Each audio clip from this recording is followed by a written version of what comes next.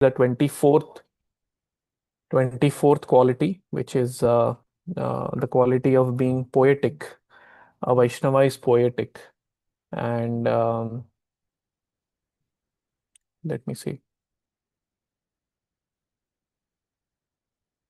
Mm, I need to start my slides. Yeah. Actually, I just, while doing Kirtan, I had this thing that I'll read out a poem by Bhakti Vinod Thakur.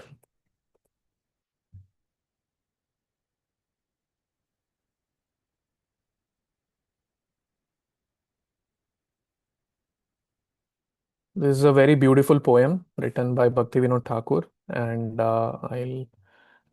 we'll try to go through this before we get into the actual topic. So, does anybody know about this poem? Ever heard or read about this poem? Okay, no worries. So, this is called a Saragrahi Vaishnava, and this is a very beautiful poem, and you will see in the course of the poem how Bhaktivinoda Thakur builds up to a very nice ending. So, alas for those who spend their days in festive mirth and joy, the dazzling, deadly liquid forms their hearts forever employ. The shining bottles charm their eyes and draw their hearts' embrace. The slaves of wine can never rise from what we call disgrace. Was man intended to be a brute in work and heart? Should man, the lord of all around, from common sense depart? Man's glory is in common sense dictating us the grace that man is made to live and love the beauteous heavens embrace. The flesh is not our own, alas, the mortal frame a chain. The soul confined for former wrongs should try to rise again. Why then this childish play in that which cannot be our own, which falls within 100 years as if a rose ablown? Our life is but a rosy hue, to go ere long for naught. The soul alone would last forever, with good or evil fraught. How deep the thought of times to be, how grave the aspect looks, and wrapped in awe become we when reading nature's books. Man's life to him a problem dark, a screen both left and right. No soul hath come to tell us what exists beyond our sight. But then a voice, how deep and soft, within ourselves is felt. Man, man, thou art immortal soul, thee death can never melt. For thee thy sire on high has kept a store of bliss above. To end of time thou art, O his, who wants but purest love.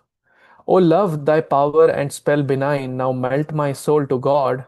How can my earthly words describe that feeling soft and broad? Enjoyment, sorrow, what but lots to which the flesh is heir, the soul that sleeps alone concludes, in them it hath a share. Let me read this again. Enjoyment, sorrow, what but lots, to which the flesh is heir, the soul alone that sleeps, this, okay, I need to go again. Enjoyment, sorrow, what but lots, to which the flesh is heir, the soul that sleeps alone concludes, in them it hath a share. And then, my friends, no more enjoy nor weep for all below. The women wine and flesh of beasts, no love on thee bestow. But deign to love thy brother man and give thyself to God, and God doth know your wages fair. This fact is true and broad. Forget the past that sleeps and never the future dream at all, but act in times that are with thee, and progress thee shall call. This is one of my favorite lines in this poem, and if anyone has seen my WhatsApp status, this is my WhatsApp status, or maybe it was some time ago. But tell me not in reasoning cold, the soul is made alone by earth's mechanic lifeless rules and to destruction prone. My God who gave us life and all, alone the soul can kill, or give it all the joys above his promise to fulfill. So push thy onward march, O soul, against an evil deed that stands with soldiers' hate and lust, a hero be indeed. Maintain thy post in spirit world as firmly as you can. Let matter never push thee down, O stand heroic man. O Saragrahi Vaishnava soul, thou art an angel fair. Lead me on to Vrindavan and spirit's power declare. There rests my soul from matter free upon my lover's arms, eternal peace and spirit's love. are all my chanting charms. Such a beautiful poem. Srila Bhaktivinoda Thakur ki jai. So there is a yeah, Som Prabhu. Yeah, I just saw your message. But yeah, I thought of that, but we can. There are some reading sections also from Chaitanya Charitamrita that we'll see today, and everyone can read that. So let me start sharing my screen.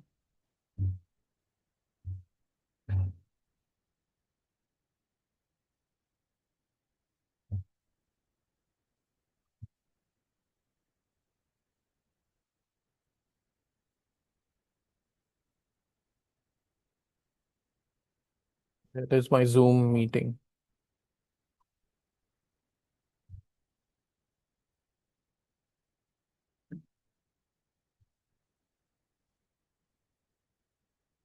Oh, good Lord. Okay, what did I do? Okay, you can see my screen, right? Yes, bro. Yeah. So Kavi, a Vaishnava is poetic, right? And we all have written poems at some point or the other, or have tried to write poems. And when I was a child, or when I was very young, I would think that poem means rhyme. Whatever the content of the poem doesn't matter. Poetry means rhyme. If it doesn't rhyme, it's not poetry. But then over the years, I realized that poetry is much more than that. And we'll see that today. And especially the Vaishnava Acharyas have engaged in such amazing poetry, beginning from Srila Vyasadeva, who wrote all the scriptures, and everybody in the Guru Parampara, in our line, Rupa Goswami, Srila Prabhupada himself, wonderful poets. And what is exactly poetry? We'll see that. And before we get into the actual topic, I wanted to uh, do a small activity. So the Lord is known as Uttama Shloka. So Uttama Shloka means the person who is described with choicest poetry, with very wonderful poetry. That's what the Lord is called. That is one of his names called Uttama Shloka. So throughout the Srimad Bhagavatam, throughout all the Vedic scriptures, the Lord is described in various ways. Specifically, the Lord's name, fame, form, pastimes, Madhurya Leela, Gunarupa Namnam, they have been described in various ways. And today, I just thought we'll do a small exercise, we'll do a small activity where we'll try to guess, um, what object uh, are Krishna's specific limbs of his body compared to. Okay. And we'll try to guess those. And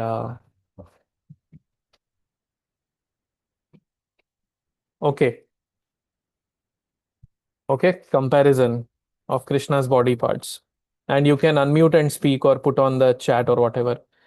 We'll start with the easy ones and then we'll go to the more difficult ones. So, Krishna's complexion, what is that compared to? Dark rainy clouds. Yes, monsoon rain cloud. Krishna's toenails, what are they compared to? Lightning? Close, not exactly. Moon or something. Yeah, yeah. Orb of the moon, moonlight. Yeah, yeah. So there is a very beautiful section by Sanatan Goswami. If we get time, we'll see that as well. In that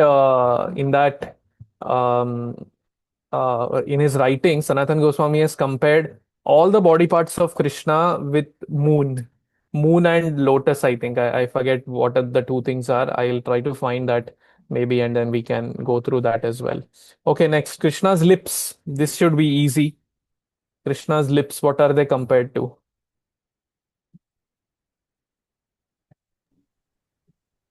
Bimba fruits. Yeah, this comes in the Damodar Ashtakam, right? Anand, what is that? I forget the verse. Anyway, Bimba fruit. Muhushchumbitam bimba raktadharam me. Yeah. Then next, Krishna's eyes. What are they compared to? Lotus eyes? Yeah, yeah. See, lotus is a one something that each body part of Krishna is used to compare with, like Nama Pankaja Nabhaya, Nama Pankaja Namine, Nama Pankaja Netraya, Namaste Pankajangre. But yes, you're very correct here. Krishna's eyes are compared to the petals of a lotus flower, right? So that is also very beautiful. Next, Krishna's lotus feet. I already said lotus there, but then Krishna's lotus feet are compared to something else.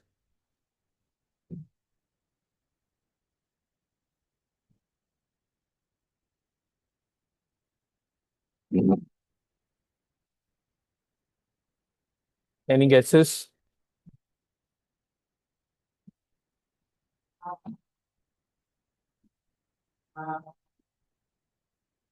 Okay, this is a tough one actually. I'll just give it away.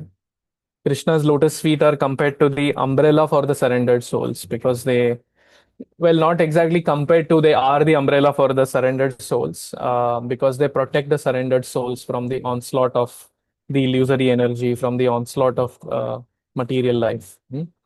Now, next again, Krishna's face. What is Krishna's face compared to? This is again an easy one.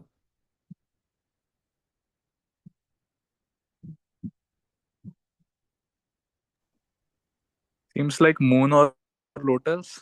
Yeah, moon. Moon. Moon, lotus also. Krishna's lotus-like face. Yeah. Yeah. Now, this is another interesting one. Krishna's eyebrows, what are they compared to?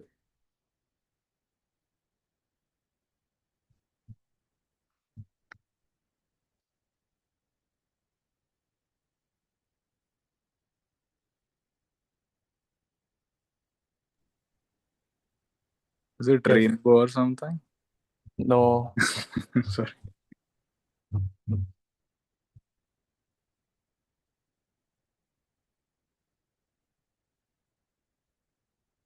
Anyone, any guesses? Okay, anyway, I'll give this away as well. Krishna's eyebrows are considered like bows. So actually, it is said that if we meditate on Krishna's eyebrows, um, so the description comes in the scriptures in Bhagavatam that Krishna's eyebrows actually they defeat the Cupid's arrows actually. So it is said that when we meditate on Krishna's eyebrows uh, in a very authentic, genuine way, in a very absorbed manner, then slowly we can conquer lust. It is said. And anyway, next, Krishna's neck. What is Krishna's neck compared to? Is it conch shell? Yeah, nice, Prabhu. Nice. And finally, last one. Krishna's thighs.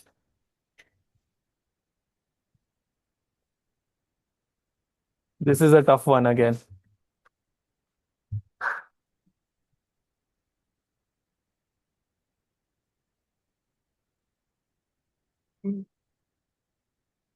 Anyway, I'll give it away. Krishna's thighs are compared to an elephant's trunk. So these comparisons I took from various parts of Bhagavatam.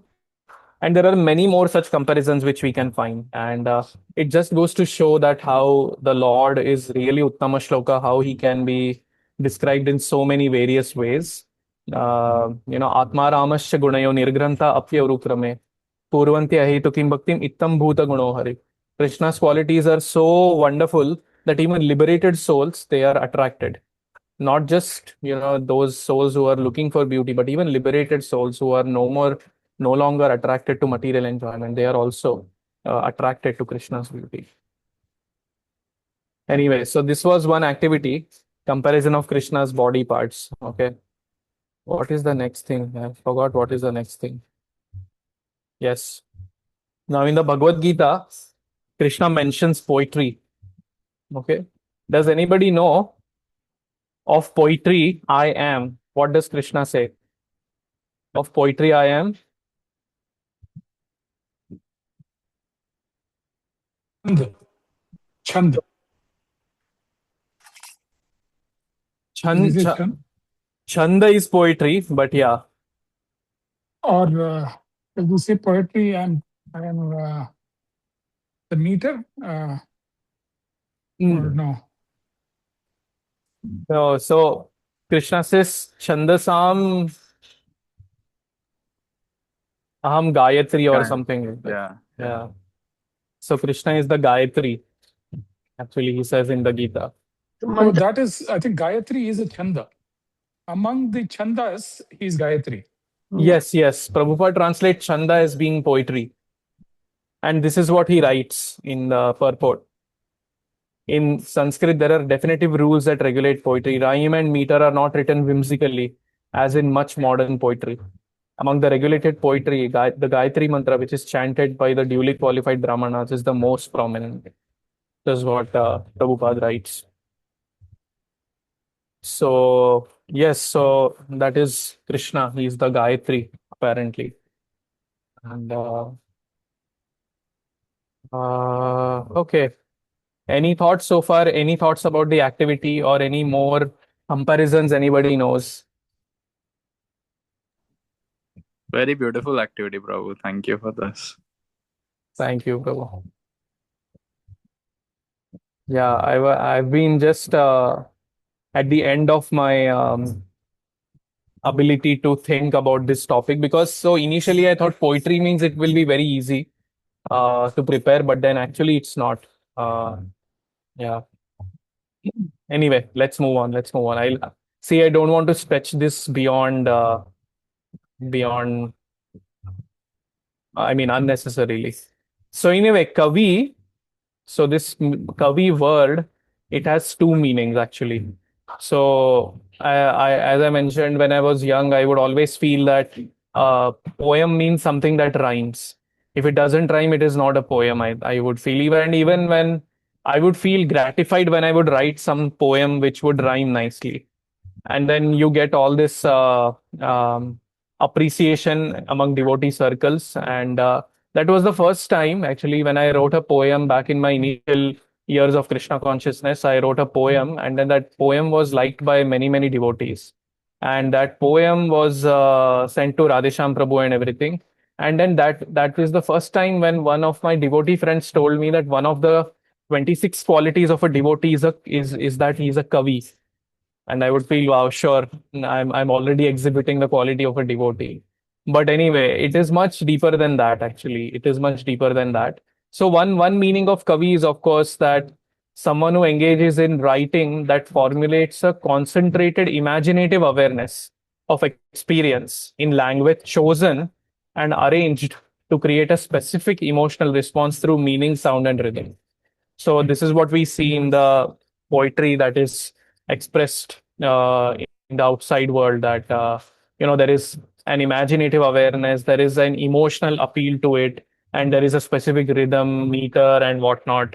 And then there are so many rhyme schemes and this and that. So that is one meaning of the word kavi.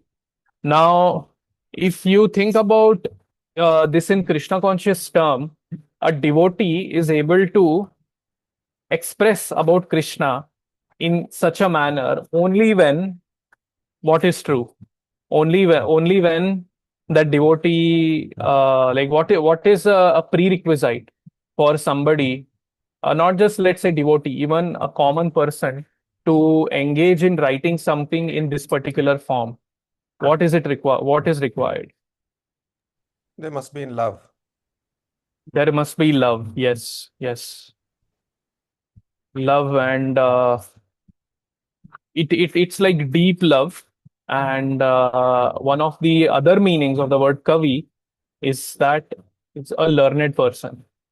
So that is what a kavi is. One of the meanings that is given, a learned person, and we'll see all this uh, there as well. So why it is important, this second definition, a learned person, because unless a person is learned enough, unless a person really has the depth of love for Krishna, one will not be able to express Krishna, about leelas about Krishna, attributes about Krishna in a poetic manner. So actually, two precedes one in one sense, because if two does not precede one, then It's just a shallow play of words. So that is what we can get from this. So it's not just about expressing in certain glamorous ways, but it's about having that depth of understanding about Krishna, and that depth of understanding, that depth of love for Krishna, then naturally comes out in the form of poetry, the form of these wonderful prayers. And Kirtan, actually, if we think about it, Kirtan in one lecture, Prabhupada describes that Kirtan means to describe. Kirtan means to describe, that is Kirtan. And then Kirtan can be Sankirtan, where we are chanting the holy names of the Lord with a mood of glorifying the holy names of the Lord. Or Kirtan also means when we are speaking about Krishna. Or Kirtan also means when we are writing about Krishna, actually. So that is also Kirtan. And unless we have that depth, any form of Kirtan that we do will not have a positive impact, will not have a transformative effect on our heart. So that is why being a learned person, and learned does not mean necessarily learned in the sense of having more and more uh, knowledge, uh, what you call it, mundane knowledge in one sense, but it's about whether we have really realized the depth of that knowledge. And one example of that from the Srimad Bhagavatam, who is my character for the day as well, that is Srila Shukadev Goswami. So this is a verse where the sages of Naimisharanya are being represented by Shaunaka Rishi. They recite this verse.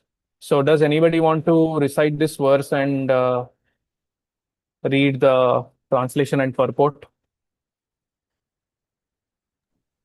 You can try reading the Sanskrit, Prabhu. Yeah, go ahead, Prabhu. Shaunak उवाच इति अभिव्यर्तं राजा निशम्य भरतर्षभः किम् अन्यत् पृष्टवान् भूयो वयासकिं ऋषिं कविम्. Shaunaka said, the son of Vyasadeva, Srila Shukadeva Goswami, was a highly learned sage and was able to describe things in a poetic manner.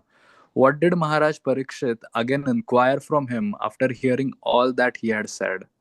Out of these 26 prominent features of a devotee, as described by Krishnadas Kaviraj in his Chaitanya Charitamrita, the qualification of being poetic is especially mentioned here in relation to Shukadeva Goswami. The presentation of Srimad Bhagavatam by his recitation is the highest poetic contribution. He was a self realized learned sage. In other words, he was a poet amongst the sages. Yeah. So Shukdev Goswami, his Srimad Bhagavatam is one of the most important, we can say, poetic contributions to to mankind. And so my initial intention was to get some sort of a set of verses, where each verse uses a particular figure of speech within poetry, like a simile wherein something is compared to something else, or a repetition, Jayati Jayato, that kind of a thing, or and all such various like for example, Vyaja Stuti is another way of poetry where like Rupa Goswami writes that, oh, don't go to that Krishna who is standing with a threefold bending form at Keshi Ghat, because if you go to him, you will lose all your material desires and you will just surrender unto him, and you will just become a nobody in the world and whatnot like that. So it is a stuti, it is a poetic way of glorifying Krishna, but in a inverse way, in a converse way, in a negative way, right? So like this, there are so many poetic things that our acharyas have used. In fact, there is this book by Srila Rupa Goswami known as what is that? I forget the name, but in that book, Srila Rupa Goswami has composed various verses in the form of chitra, in the form of diagrams, in the form of like pictures. So it's called Chitra Kavitvani, and in that it's like he has a picture of a lotus, and within that lotus he has put various alphabets in Sanskrit, and then he has given like instructions on how to read. So If you read it in one direction, it is one meaning about Krishna. If you read it in another direction, it is another meaning about Krishna. Like that, there are so many formations that he does. A circle, a lotus, so many he does. So that is again a very nice way how our acharyas have used their poetic brilliance in glorifying Krishna. Um, so anyway, now moving on. Now we will get into Chaitanya Charitamrita a little bit, and we'll see what is the qualification of being a Kavi, right? So this is where we will read this particular chapter. Let me just, yeah. So I need a reader. They can read from text 192 to 199. Okay. I can read, Prabhu. Yeah, go ahead, Bhaji.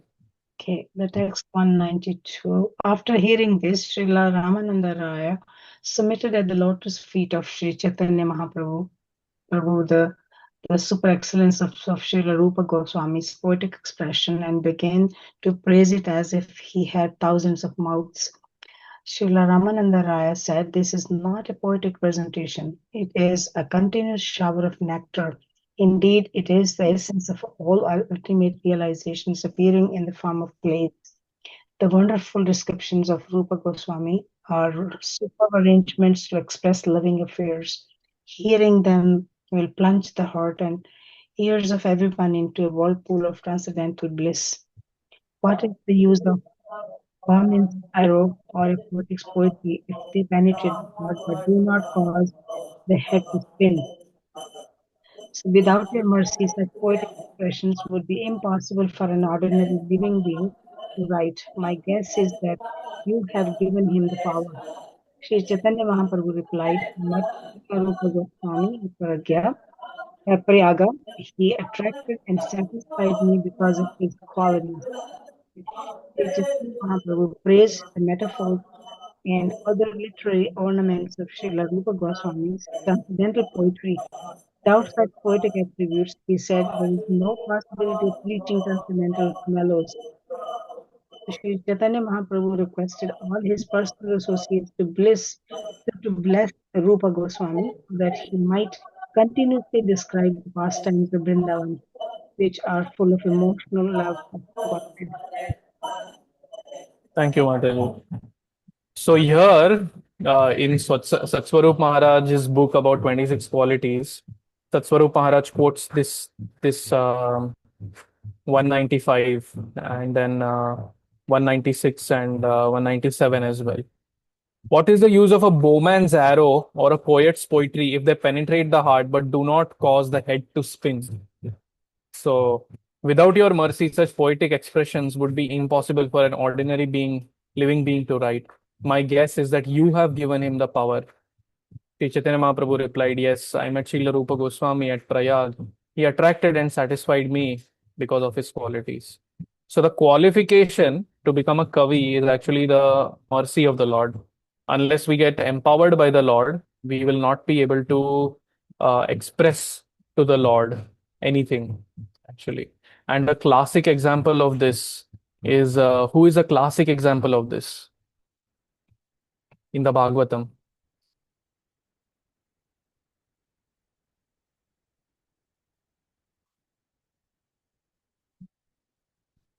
Wherein a devotee was empowered by the Lord to express.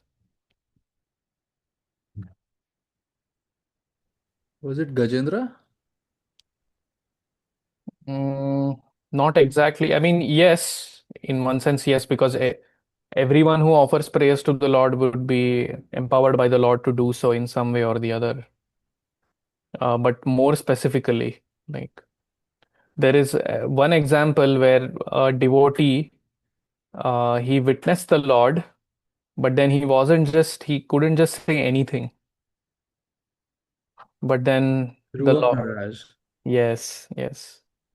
So, in order to, yeah, so Dhruva Maharaj's example actually indicates the same fact the same principle that if we have to glorify the Lord, if we have to offer heartfelt prayers to the Lord, our sincerity, and then which attracts the Lord's grace, that is what will enable one to really offer heartfelt prayers to the Lord. So that is the qualification to become a kavi. To become a kavi is not about, okay, I know so many figures of speech. I can, sit and create words. If we just go to Google now and we just say, give me the rhyming word for this, the Google will give you a huge list of rhyming words, and you can take those rhyming words, you can form something, and you can just write a poem, and then you can be done with it. But then it's not really about that. It's about how the heartfelt appreciation for the Lord, how the heartfelt glorification for the Lord is coming out. And of course, when that heartfelt desire is there, then one can of course take the aid of all these tools and everything, and then they can express their heartfelt desire. But yeah, and then with Chat GPT again, that goes to a new extreme where Chat GPT can really give you everything. And nowadays, I'm seeing on WhatsApp groups that if it's anyone's birthday, like devotee WhatsApp groups, if it's anyone's birthday, every single devotee's birthday, you know, devotees will write a poem about them. You know, happy birthday, dear, whatever XYZ, Prabhu, Mataji, glorify them. Okay, here is a poem for you. Poem. So then that also, it's nice. If it's heartfelt, it's definitely nice. Yeah. But yeah, so the point I'm trying to make is to make it look attractive, to make our expressions of Krishna consciousness look attractive externally is easy. But then that internal depth, what we saw, the second meaning of the word kavi, which is to be a learned man, that is the more difficult part to uh, get, and that is the more essential part to actually imbibe within ourselves. So that is a kavi. That is what the quality of a devotee. And then this is what we see in all our Acharya, Srila Prabhupada, Bhaktisiddhanta Saraswati Thakur, and so many, you go down, you go in the line, Guru Parampara, Madhvacharya, these Haridasas uh, who are there, the Alvars of Sri Sampradaya, all of them, they have explained in a poetic way. And actually, wait a minute, did we read that part?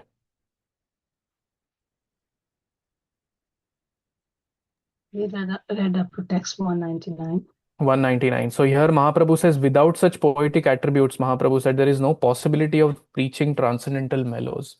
So it is okay to a certain extent in terms of philosophical truths about Krishna, but when it comes to expressing rasa, it is very difficult to express rasa without using poetry, because rasa, it appeals to very deeply on the emotional level to each and every devotee, and then to express rasa, the mellow of devotional service, it is impossible to express it without such poetic attributes, is what Sri Chaitanya Mahaprabhu is talking about. And here, the context of this is that is the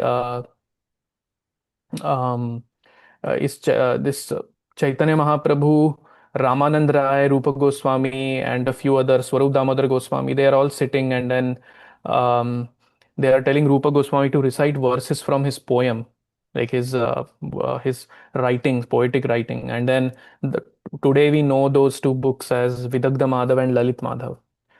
So Rupa Goswami is reading from that, and then such beautiful verses he writes in this. And that is what Lord Chaitanya is praising, and then Ramananda Rai is praising. And in that context is where it says that, this, where is that? What is the use of a bowman's arrow or a poet's poetry if they penetrate the heart but do not cause the head to spin? So initially, when I read this, wow, okay, why is this? Isn't penetration of the heart enough of a criteria? I thought, but then, yeah, it also, poetry is so powerful that it even makes the head to spin, is what I understood from this. If anybody else has understood this in a different way, please let me know. We can Yeah, discuss. Prabhu, in this context, what's the meaning of head to spin? I mean, you're just so mesmerized with the expression. Ecstasy. ecstasy, like, yeah, you're just mesmerized. Mm. So, yeah. From reading this, actually, Prabhu, I, I can never be a devotee then. No poetic talents. So is it? I have something just came to my mind. Yeah, please. All these, some of the qualities confined to being a devotee or surrendered to Lord, being a poet or being friendly, even um, Durvasha Muni was not very friendly, right? But Hmm. he was a devotee of the highest ranking. Durvasa Muni was a yogi. I don't know whether he was a devotee as such, because one of the important qualities of a devotee is that they recognize a fellow devotee and they never do anything to, offend a fellow devotee. So then, but Durvas Muni did offend Ambrish Maharaj. So Durvas Muni was not like a devotee as such. He was more like a yogi. But then, yes. So what is your question, Mataji? Sorry again. The question meaning some of these qualities is being a devotee confined to such qualities. I mean, I know and explained it already, but I'm a little meaning discouraged by this that some of us can never be devotee then if you're not poetic talents. Oh no, it is not like that, Mataji. This is not something that it is not like these are criterias for us to be devotees. The criteria for being a devotee is only one. The Okay. criteria for being a devotee is that we need to aspire to develop love for Krishna, or we need to have love for Krishna. Well, that's That what is, I understood. That's what yeah, I yeah, my last resort is this, that if I can attach my heart to Krishna, I have yes. a chance, right? No, that is perfect. And when we talk about these qualities, right, the 26 qualities of a devotee, a lot of these qualities are something that manifest when we are really connected to Krishna, when Mm. we are really deeply connected to Krishna. And so these qualities may not manifest immediately, these qualities may not be there in us, but that is not the point. The point about this is not to say that, oh, I don't have like, oh my God, I don't have like 24 of the 26 qualities of a devotee. It Mm. doesn't, it's not like that. In fact, a devotee never even thinks that he has any of these qualities. But then it's just that the expression of the heart is such that all these qualities start coming out. So, yasyasti bhaktir bhagavati akinchana. Sarvair gunaish tatra samasate suraha. One who is akinchana, one who is surrendered to the Lord, all these qualities of the demigods, they get manifested in such a person. Mm. And then the remaining part of the verse says that if somebody does not have devotion to the Lord, yet is displaying these good qualities are nothing but they are just manorathena sati dhavato bahihi. These are just the wranglings, the runnings of the mind of such a person. Mm. So that is the thing. So the good qualities are a prerequisite in the sense that the good quality of sincerity, the good quality of genuinely aspiring to love, humility, those are the prerequisites. But then there are other qualities which slowly develop. So they are not like prerequisites.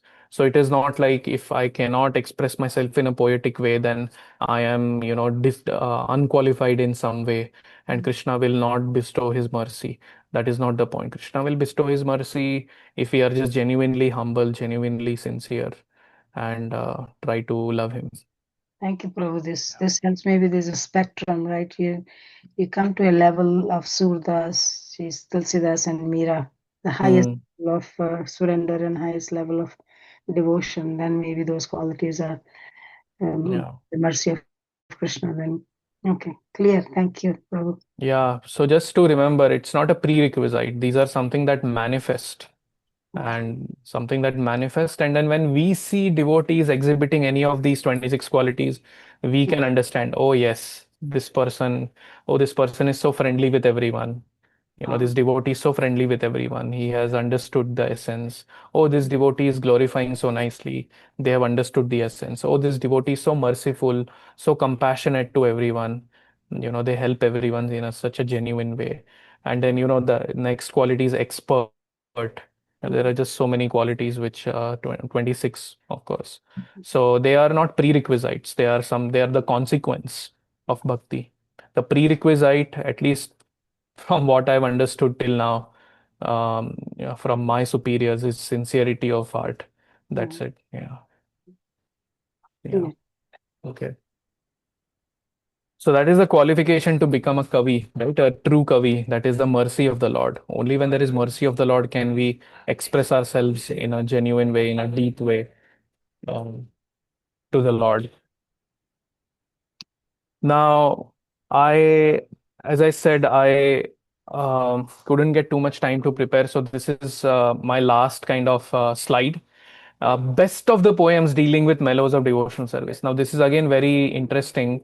This also comes in the Chaitanya Charitamrita, and we'll try to read that section right now, and then we will meditate on that.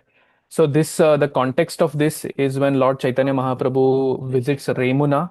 Remuna happens to be the place of Khirchor Gopinath, where the Lord stole the kheer for his dear devotee called Madhavendra Puri.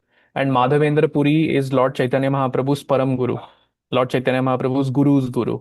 So when Lord Chaitanya Mahaprabhu visited that place along with his disciples and followers, he was narrating this story of Madhavendra Puri. And at one point, he recites this best of poems dealing with mellows of devotional service in the context of Madhavendra Puri. So we'll read this, and I need a volunteer to read it.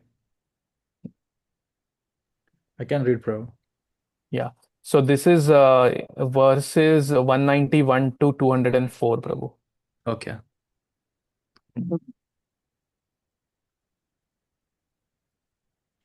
After saying this, Lord Chaitanya Mahaprabhu read the famous verse of Madhavendra Puri. That verse is just like the moon. It has spread illumination all over the world. Continuous rubbing increases the aroma of Malaya sandalwood. Similarly, consideration of this verse increases one's understanding of its importance. As the Kaustubh is considered the most precious of valuable stones, this verse is similarly considered the best of poems dealing with the mellows of devotional service. Actually, this verse was spoken by Srimati Radharani herself, and by her mercy only was it manifest in the words of Madhavendra Puri. Only Sri Chaitanya Mahaprabhu has tasted the poetry of this verse. No fourth man is capable of understanding it. Madhavendra Puri recited this verse again and again at the end of his material existence. Thus, uttering this verse, he attained the ultimate goal of life. O my Lord, O most merciful Master, O Master of Mathura, when shall I see you again? Because of my not seeing you, my agitated heart has become unsteady. O most beloved one, what shall I do now? When Sri Chaitanya Mahaprabhu recited this verse, he immediately fell to the ground unconscious. He was overwhelmed and had no control over himself. When Lord Sri Chaitanya Mahaprabhu fell to the ground in ecstatic love, Lord Nityananda quickly took him on his lap, crying Chaitanya Mahaprabhu then got up again. Exhibiting ecstatic emotions, the Lord began to run here and there, making resounding noises. Sometimes he laughed, and sometimes he cried, and sometimes he danced and sang. Chaitanya Mahaprabhu could not recite the whole verse. He simply said, Ai Dina, repeatedly. Thus he could not speak, and profuse tears were in his eyes. Trembling, perspiration, jubilant tears, shock, fading of the bodily luster, disappointment, moroseness, loss of memory, pride, joy, and humility were all visible in Sri Chaitanya Mahaprabhu's body. This verse uncovered the door of ecstatic love, and when it was exhibited, all the servants of Gopinath saw Chaitanya Mahaprabhu dance in ecstasy. When many people crowded around Sri Chaitanya Mahaprabhu, he regained his external senses. In the meantime, the offering to the deity had been finished, and there was a resounding arati performance. Thank you, Prabhu. So this verse, which Srila Krishnadas Kaviraj Goswami is saying that it is as the Kaustubha Mani is considered the most precious of valuable stones, this verse is similarly considered the best of poems dealing with the the mellows of devotional service. So here we'll see what this verse is. Aidina dayadra nath he, mathura nath kadavalokyase, se, hridayam tvad aloka kataram, dayita brahmyati kim karomyaham. O my Lord, O most merciful Master, O Master of Mathura, when shall I see you again? Because of my not seeing you, my agitated heart has become unsteady. O most beloved one, what shall I do now?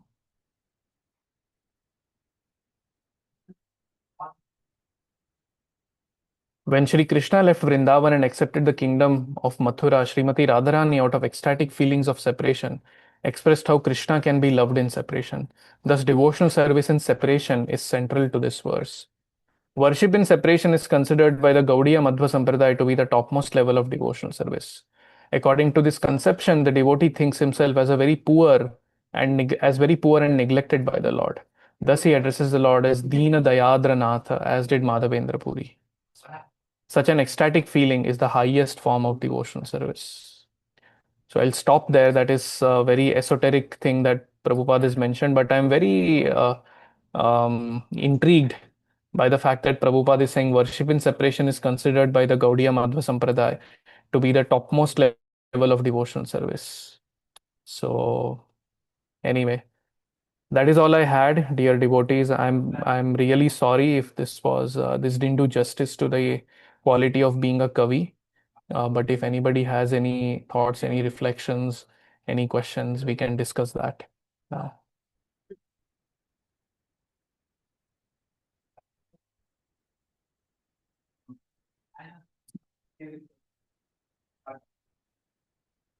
Okay.